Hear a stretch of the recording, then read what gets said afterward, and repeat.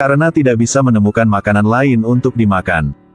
Jadi mereka hanya bisa membunuh monster ini. Sepiring daging panggang yang harum dipajang di atas meja. Anak-anak makan enak begitu saja. Tapi setelah memakan semua daging monster, mereka tidak bisa terus keluar mencari makanan. Campion dan Paul sedang menggali lubang. Kemudian mereka menemukan monster lain. Itu memakan jamur yang tumbuh di dinding gua.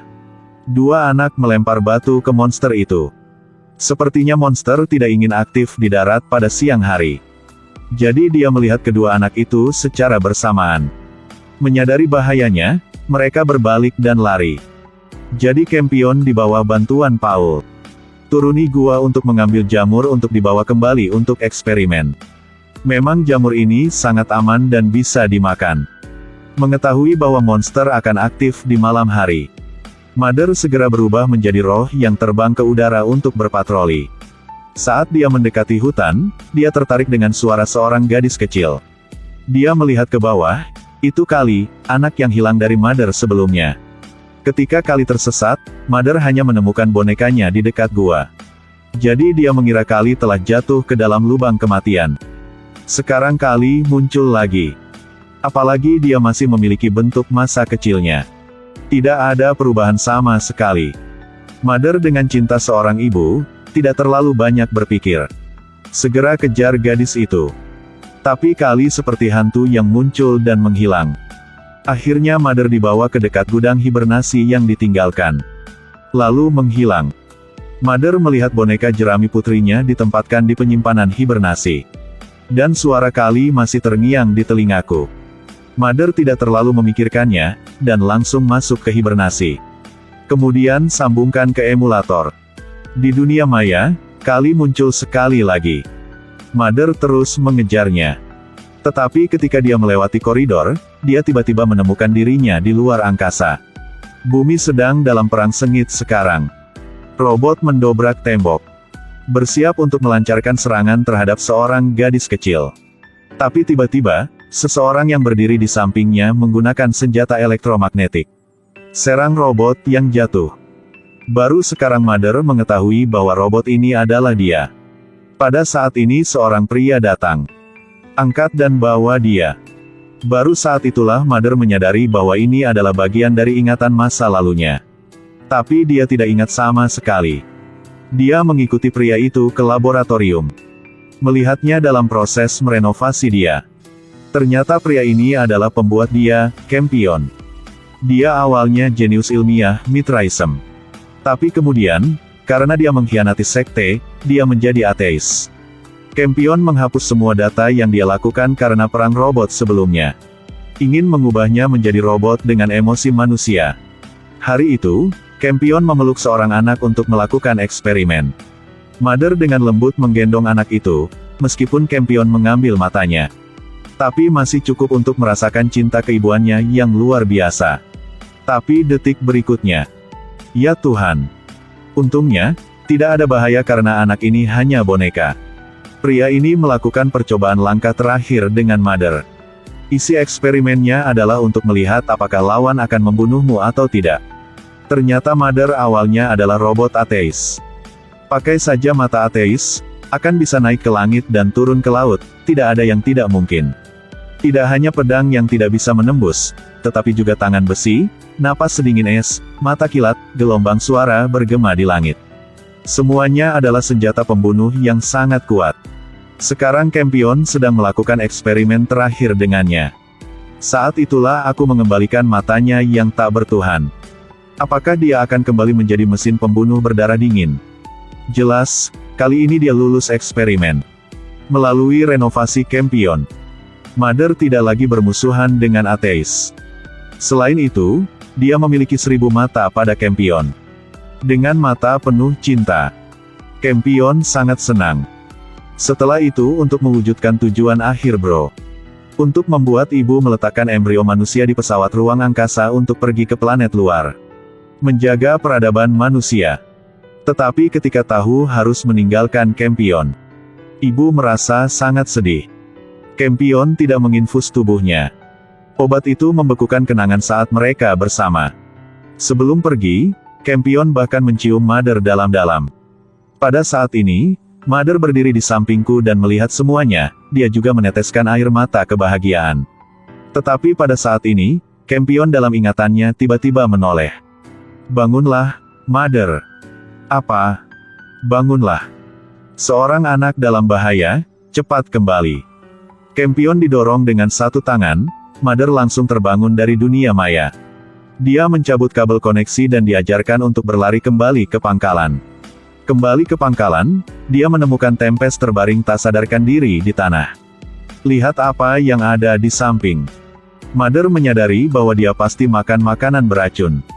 Jadi dia dengan cepat membuatnya muntah. Untungnya, keadaan darurat tepat waktu, jadi Tempest dapat melarikan diri dari kehidupan. Mother bertanya mengapa saya ingin bunuh diri. Ternyata alasan Tempest hamil. Itu karena ketika dia pertama kali tidur siang di pesawat ruang angkasa, salah satu bawahan Mithraism memperkosanya. Hati Tempest muda benar-benar rusak. Beberapa hari yang lalu, dia bahkan membunuh monster hamil dengan tangannya sendiri. Tempest sangat bersalah sehingga dia ingin mengakhiri hidupnya. Setelah beberapa saat dihibur oleh ibunya, Tempest akhirnya tenang. Pada waktu makan malam, Mother jelas menikmati dirinya sendiri juga. Karena menemukan sepotong memori. Selain itu, mereka juga menemukan jamur yang bisa dijadikan makanan. Sepertinya semuanya masih di jalur yang benar. Sejak saat itu, Mother sering kembali ke kursi hibernasi. Rasakan kembali waktu yang tak terlupakan bersama Campion. Hari itu ketika Mother berbaring di kursi hibernasi memasuki dunia maya lagi. Kemudian rasanya seperti orang lain juga mengunjungi simulator. Mother bertanya kepada teknisi apakah dia robot atau manusia. Tapi teknisi menjawab bahwa dia tidak tahu. Ketika Mother ragu, tiba-tiba dia melihat sosok di aula. Melangkah lebih dekat, ternyata Campion. Campion mengucapkan kata-kata aneh kepada Mother. Kemudian mereka melakukan sesuatu bersama yang tidak bisa saya gambarkan. Ketika dua orang terbakar di dunia maya. Kemudian seorang pria berjalan di depan kursi hibernasi.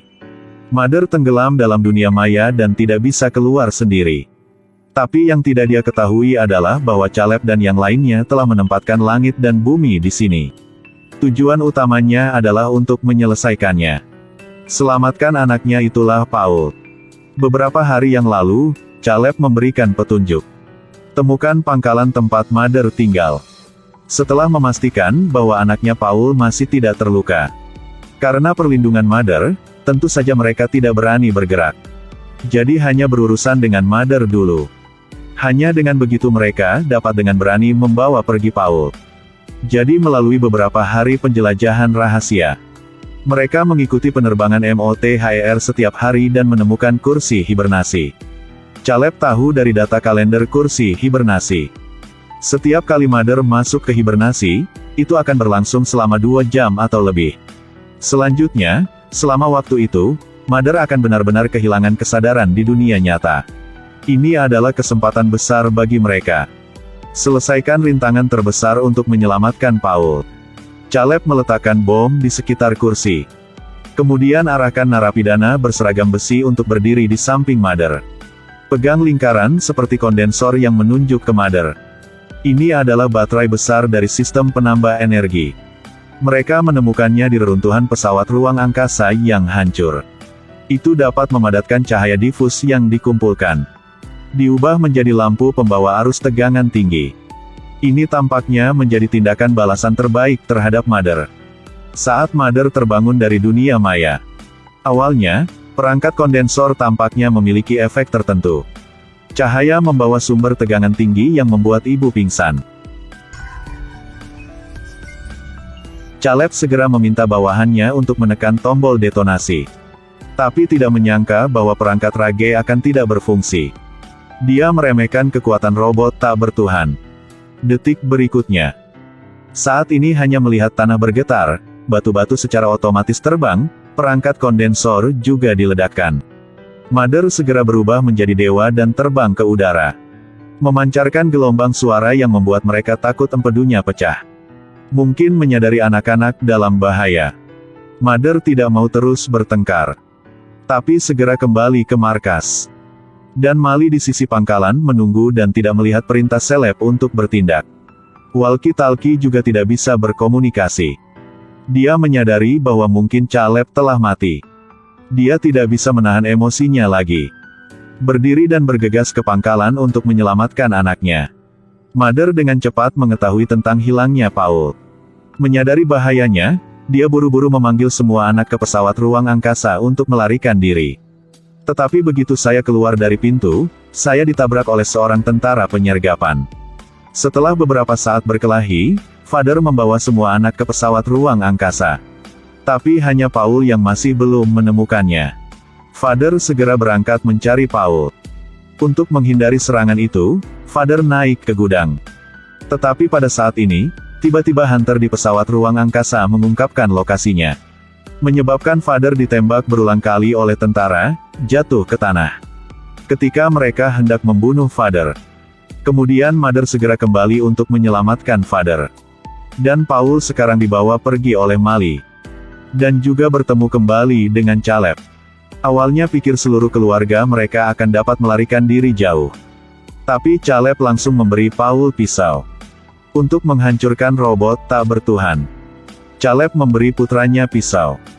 Katakan padanya untuk mencuri mata Mother yang tak bertuhan. Paul kembali ke markas, Mother mengeluarkan peluru dari tubuh Father. Paul diam-diam berdiri di belakang ibunya. Menggunakan pisau untuk mencuri mata tak bertuhan ibuku. Mother segera bangkit dan mengejarnya. Tapi tiba-tiba, dia disergap oleh Caleb di dekatnya dan jatuh ke tanah. Mother tidak lagi memiliki mata tak bertuhan seperti robot biologis normal. Ketika Caleb hendak menusuk pisau lagi. Lalu ada suara di telinganya. Biarkan dia hidup. Saat itulah Caleb meletakkan senjatanya. Kemudian mereka mengikat Mother dan menggantungnya di gudang. Ingin merenovasi Mother untuk melayaninya. Tapi sekarang Mother langsung mengungkapkan wajah aslinya. Ternyata tahun itu di bumi, kaum ateis dan sekte Mitraisme pecah perang yang sengit. Dua tentara ateis saat melarikan diri. Secara tidak sengaja menyelamatkan cyborg medis Mitraism. Di kartu data robot, mereka menemukan sisi sekte Mitraisme. Bersiap untuk menempatkan perwira senior dan kerabat mereka di pesawat ruang angkasa. Meluncurkan rencana migrasi skala besar. Sedang atau keduanya memiliki sosok yang sangat mirip dengan pasangan perwira. Jadi mereka meminta robot medis untuk melakukan operasi ortopedi untuk mereka. Selain itu, mereka juga membangun kembali retina mereka. Kemudian mereka pergi ke rumah petugas lagi. Bunuh pasangan itu. Kemudian mereka mengobrak-abrik loker dan menemukan 3 paspor. Saya baru tahu bahwa mereka memiliki seorang putra. Begitu saja, mereka menemukan putra mereka melalui foto sebelum naik ke pesawat. Berhasil naik pesawat ruang angkasa. Selama perjalanan luar angkasa 12 tahun. Mereka mencoba untuk bersama anak laki-laki yang bermain di dunia nyata virtual. Perlahan-lahan, perasaan mendalam muncul di antara mereka bertiga. Keduanya segera menganggap Paul sebagai putra mereka sendiri. Jadi ketika saya tahu ibu membawa Paul pergi, mereka hanya ingin menyelamatkan putra mereka kembali. Kemudian mereka tidak hanya berencana untuk membunuh petugas untuk menyamar, tetapi juga secara bertahap menggoyahkan keyakinan ateis saya. Seperti kata Mother. Sekarang dia seperti anak hilang. Bagaimana bisa menjadi seorang ayah? Semua rahasia hati terlihat melalui. Caleb sepertinya menerima rasa malu yang luar biasa. Sambil marah, dia memikirkan cara untuk membunuh Mother dengan cepat. Tapi ada suara aneh di telinganya. Biarkan dia hidup. Orang yang akan menjadi raja dunia ini.